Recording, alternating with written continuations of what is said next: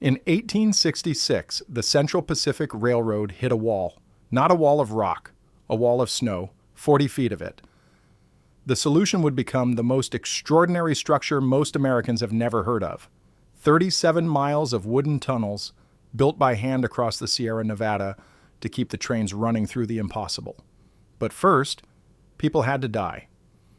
The Central Pacific Railroad reached the western slope of the Sierra Nevada in late 1865, and by the spring of 1866, they were pushing track toward the summit at Donner Pass.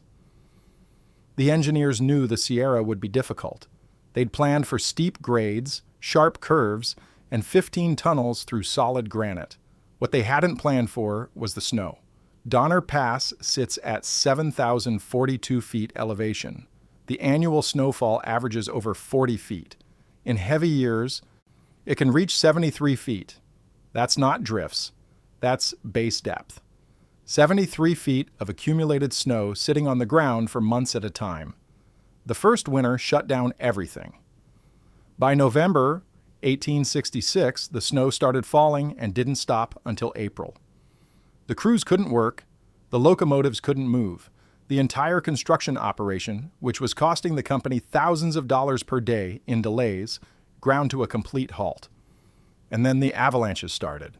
On January 12, 1867, an avalanche came down the mountain near what's now called Tunnel 6.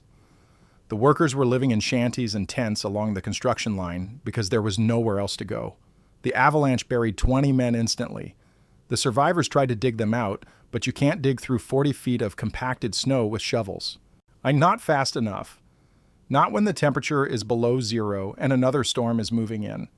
They recovered 18 bodies when the snow finally melted in May. 2 were never found. 3 weeks later, another avalanche hit a different camp.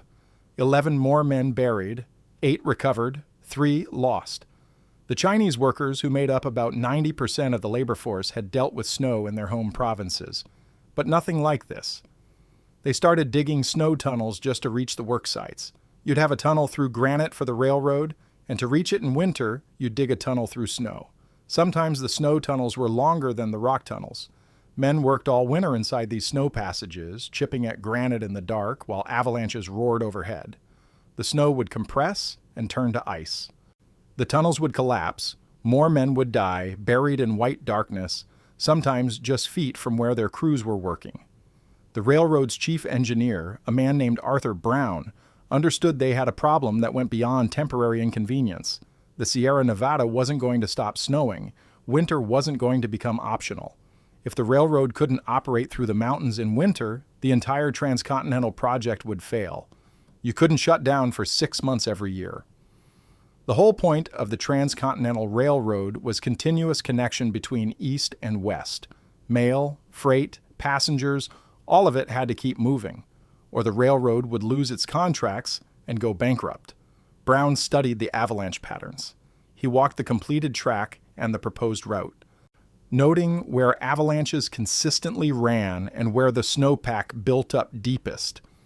He consulted with local guides who'd been in the Sierra for years. He looked at what had been tried in the Alps, where railroads had been dealing with heavy snow for decades.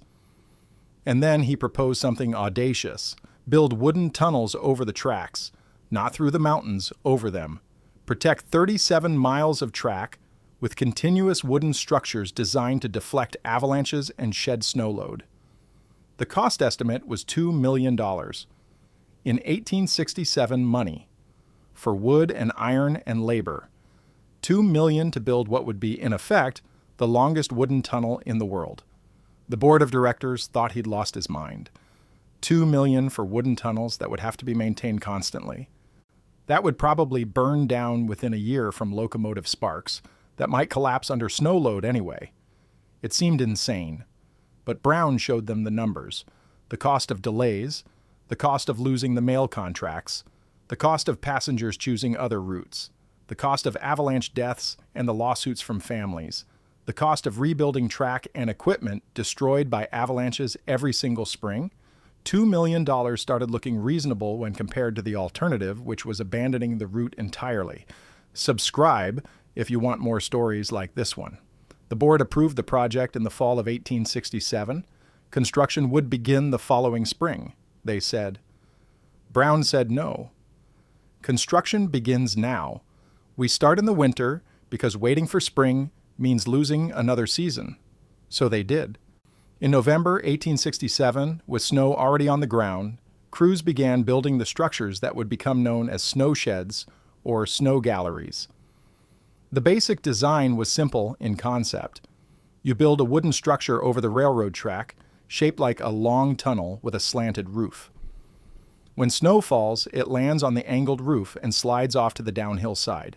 When an avalanche hits, it strikes the angled roof and is deflected over the tunnel, passing harmlessly above the track. Simple in concept, extraordinarily difficult in execution. The structures had to be built to withstand snow loads that could reach hundreds of tons per linear foot. An avalanche moving at 60 miles per hour carries force measured in thousands of pounds per square inch. The timber framing had to be massive, braced and cross-braced, and anchored into bedrock where possible, sturdy enough to take impacts that would destroy a normal building. Brown designed 3 different types of sheds depending on terrain. Ridge sheds for exposed ridge lines, with especially steep roofs to shed snow quickly. Canyon sheds for narrow valleys where avalanches channeled through. Combination sheds that could transition between terrain types. The materials list was staggering. 65 million board feet of timber, 900 tons of iron bolts and brackets. All of it had to be hauled up a 7,000-foot mountain on wagons and sleds pulled by mules and horses, because there were no roads and no trucks and no cranes. The timber came from the Sierra forests. Crews felled trees, milled them on site or at temporary sawmills, and dragged the lumber to the construction sites on sleds.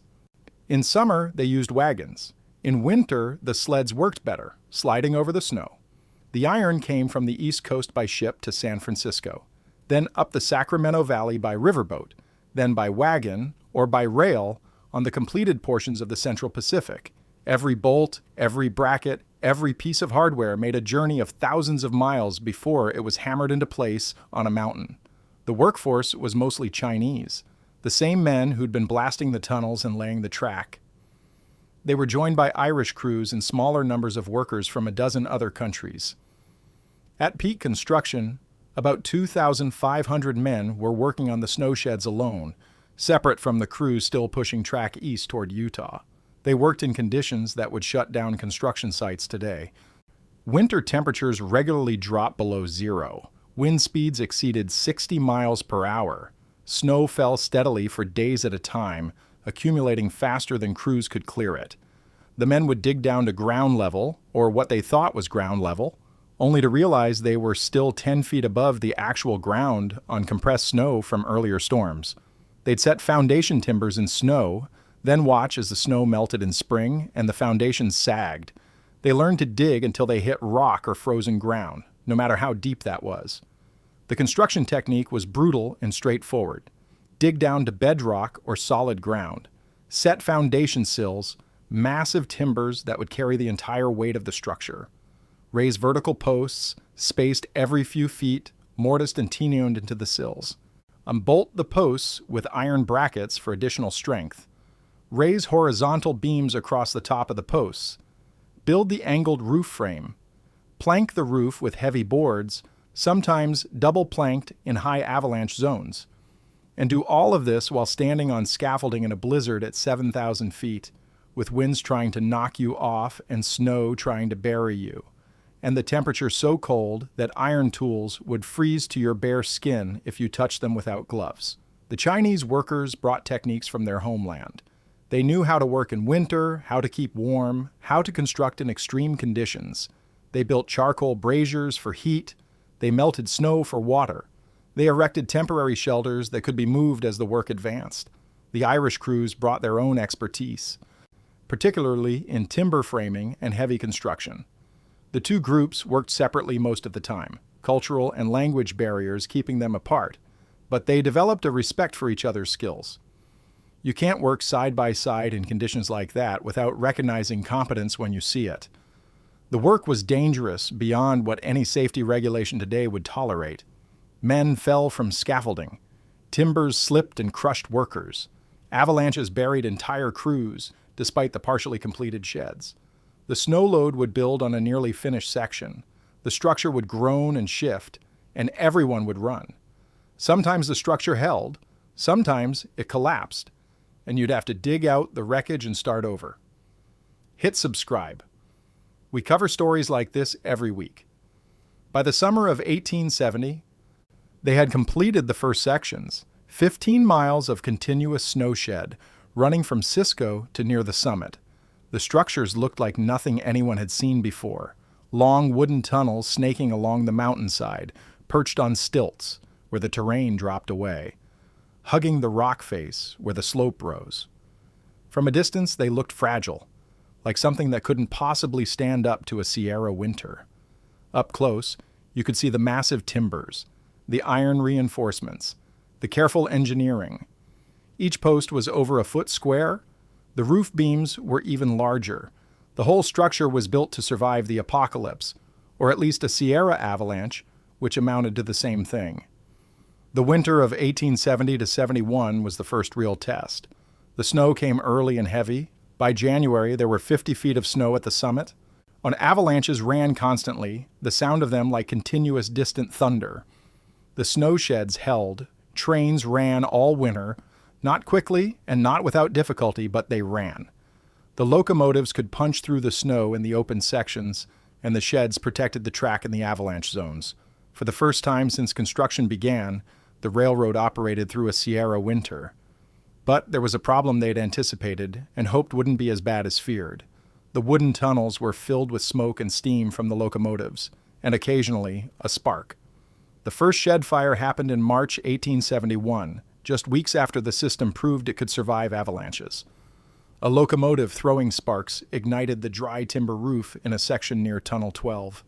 The fire spread along the shed, consuming the wooden structure faster than crews could respond. By the time they got the fire under control, 200 yards of shed were gone. The track underneath was damaged. The snow that had been sitting on top of the shed collapsed onto the track when the structure burned away. It took a week to clear and rebuild. More fires followed, some small, caught quickly, others catastrophic, destroying sections that had taken months to build. The railroad instituted fire patrols, crews stationed along the sheds day and night during dry periods, equipped with water barrels and axes and sand. They tried coating the inside of the sheds with lime wash to make the wood less flammable. They installed water tanks at intervals. They trained crews in fire response. Nothing worked completely. The combination of dry timber, locomotive sparks, and summer heat made fire inevitable. In some sections, they replaced the wooden roofs with stone or masonry. It helped with the fire problem but created new issues. Stone was heavier, requiring even stronger framing. It was more expensive, and it was slower to construct, especially in winter. For the passengers, the snow sheds created a strange and sometimes terrifying experience. You'd be riding through the spectacular Sierra scenery, looking out at mountains and forests and valleys, and then suddenly you'd plunge into darkness. 37 miles of darkness. Not continuous, there were open sections, but when you were in the sheds, you were in nearly total blackness, except for what little light came from the locomotive headlamp or filtered through gaps in the planking. The noise was incredible. The sound of the locomotive, already loud, were echoed and amplified inside the wooden tunnel. The wheels on the rails, the steam from the engine, everything reverberated until passengers couldn't hear each other speak. The smoke and soot that would normally blow away outside built up inside the shed. Passengers would arrive at their destination covered in grime, coughing, eyes streaming. Contemporary accounts describe the experience as traveling through hell. The darkness, the noise, the choking smoke, the sense that you were in an enclosed space that could collapse or catch fire at any moment. Some passengers loved it, found it thrilling and adventurous. Others were terrified, convinced they'd die in the darkness. One traveler wrote in 1872 that passing through the snow sheds was like being swallowed by a wooden serpent that went on forever, she breathing steam and roaring with mechanical fury. Another wrote that the darkness was so complete that you could not see your hand before your face, and the air so thick with smoke that breathing required conscious effort. But the sheds worked. That was the important thing. Trains ran through the winter. The railroad remained open. The transcontinental connection held. By 1873, the system was complete.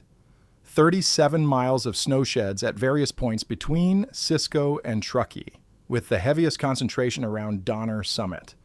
It was the largest protective railroad structure in the world, built entirely by hand, in conditions that would challenge modern construction equipment. The maintenance burden was enormous. The sheds required constant repair. Snow load would crack timbers. Avalanches would damage sections.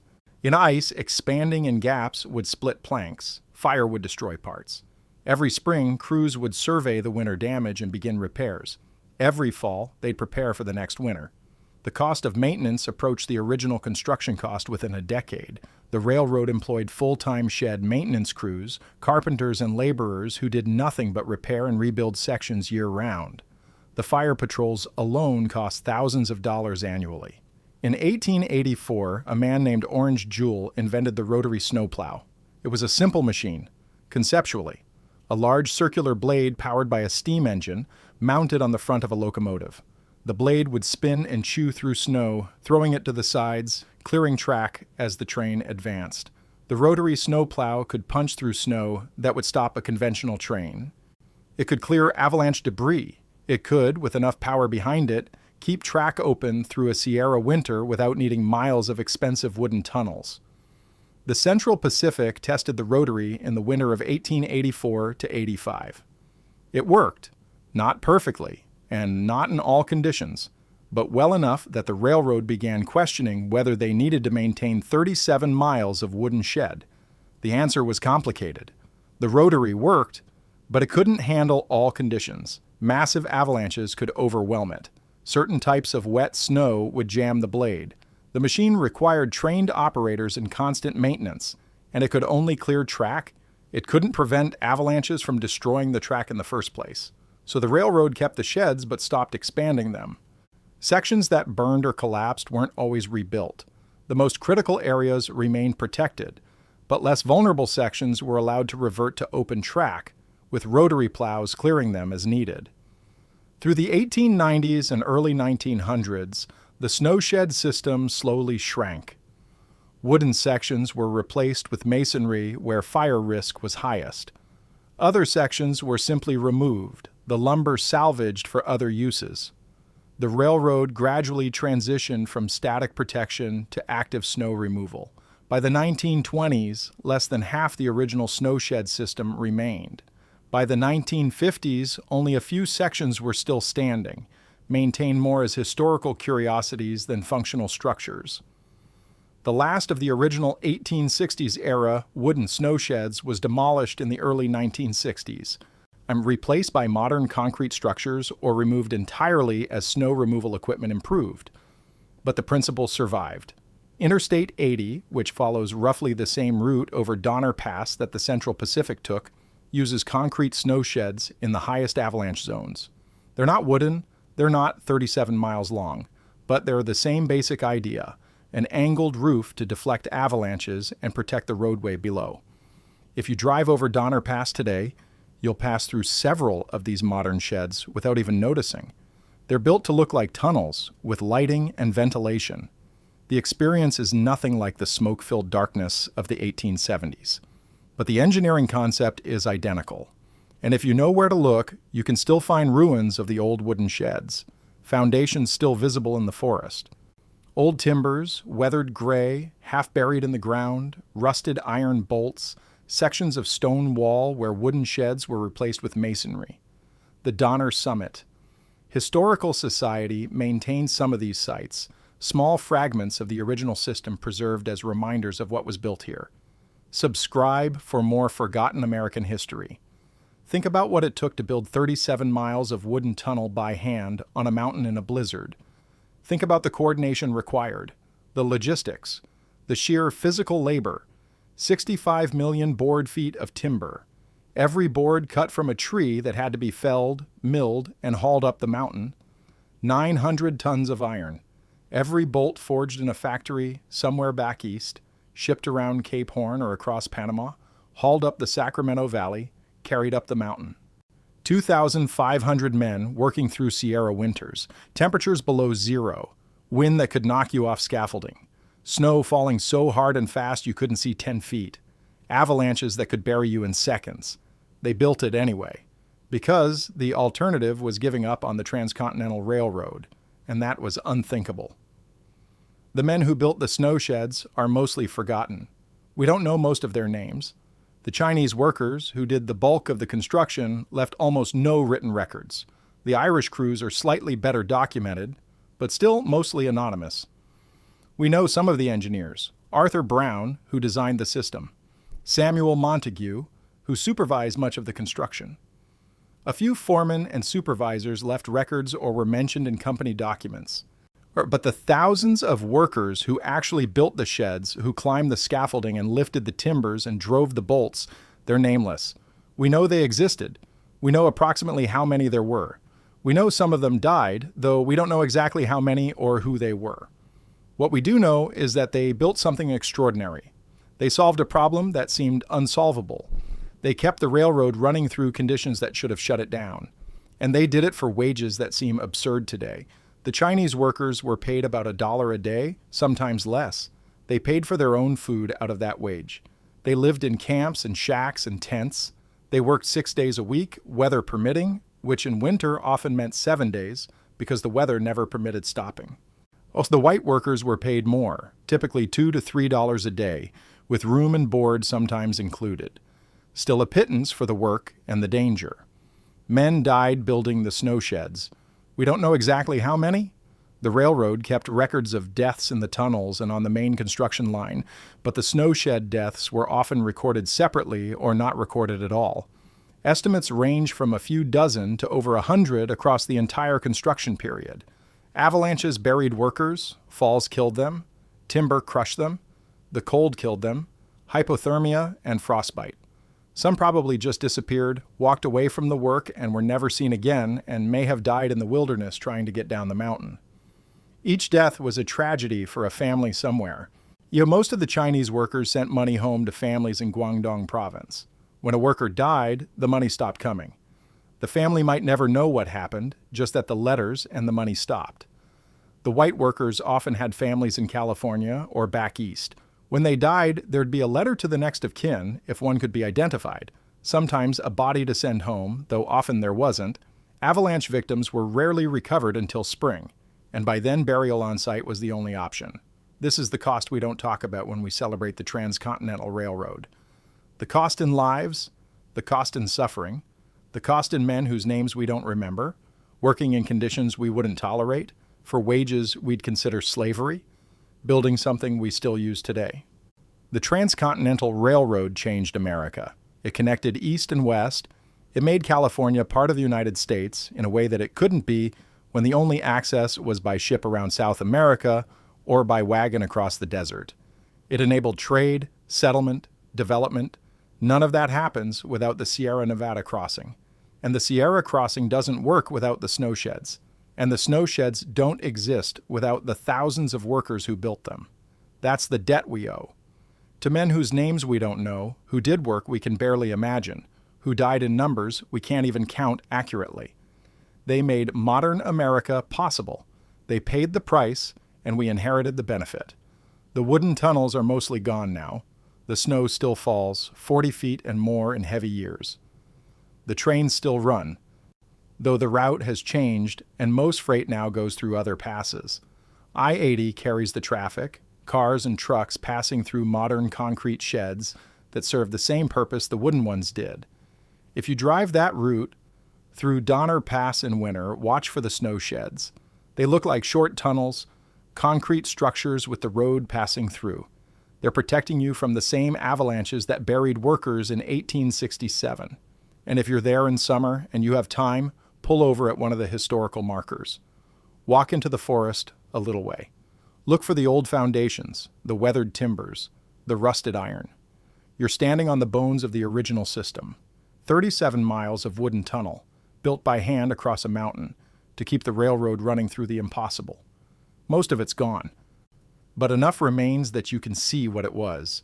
You can stand next to a foundation timber and realize it's 2 feet thick, solid wood, put there by men using nothing but hand tools and sheer determination. You can see where the iron bolts went through, holes drilled by hand, bolts driven by hammers. You can see the joinery, mortise, and tenon cuts made with handsaws and chisels. You can see the char marks where fire swept through. And if you're there in winter, when the snow is deep and the wind is howling and you're standing there in modern gear, warm boots and insulated jacket, and you're still cold after 5 minutes, you can try to imagine what it was like to work there. Not visit, work. All day, every day, for months. In 1868, with no power tools, no heated shelters, no Gore-Tex or Thinsulate. Just wool and canvas and whatever warmth you could generate yourself. They built 37 miles of wooden tunnel in those conditions. Built it strong enough that some of it lasted 90 years. Built it well enough that the principle is still used today. That's what American workers did in the 1860s and 70s. That's the kind of work that built the Transcontinental Railroad, and by extension, built modern America. We've forgotten most of it. The snowsheds aren't in the history books, or if they are, they get a sentence or a footnote. The workers aren't remembered. The human cost isn't calculated, but it happened. Men died in the snow building wooden tunnels so trains could run through mountains. Chinese workers sent money home to families they'd never see again. Irish crews worked through winters that should have killed them. Or engineers designed structures that seemed impossible. And it worked. The trains ran. The railroad succeeded. America got its transcontinental connection. The cost was paid by men whose names we mostly don't know, in suffering we can barely imagine, for wages that seem criminal today. That's the real story of the snowsheds. Not just the engineering, though the engineering was remarkable. Not just the construction, though the construction was extraordinary. The real story is the human cost and the human achievement. 37 miles of wooden tunnel, built by hand, in a blizzard, on a mountain, by workers whose names we mostly don't know. Most Americans drive over Donner Pass without knowing the bones of those tunnels are still there, buried under the same snow they were built to defeat. The original timbers are rotting in the forest. The foundations are crumbling. The iron is rusting. In another generation, even the ruins will be gone. But the story remains. Men built something impossible because the alternative was failure. They paid for it with their lives, and we inherited the benefit. That's the debt we owe to forgotten workers. They made our world possible. The least we can do is remember that they existed. The snow still falls on Donner Pass, 40 feet and more. The same snow that buried the Donner Party in 1846, that stopped the railroad in 1866, that kills people today when they're caught unprepared. But the trains run, the highway stays open. We cross the Sierra in comfort, barely noticing the engineering that makes it possible. Beneath it all are the bones of the original system. 37 miles of wooden tunnel, built by hand, in conditions that should have made it impossible. Most of it's gone, but enough remains that if you know where to look, you can still see it. And if you stand there in the snow, in the cold, with the wind howling and the forest silent and the weight of history around you, you can almost feel them. The workers, the men who built this, whose names we don't know, who died here or lived and were forgotten anyway. They were here. They built something that lasted 90 years and whose principle is still used today. They made the modern world possible. That's worth remembering.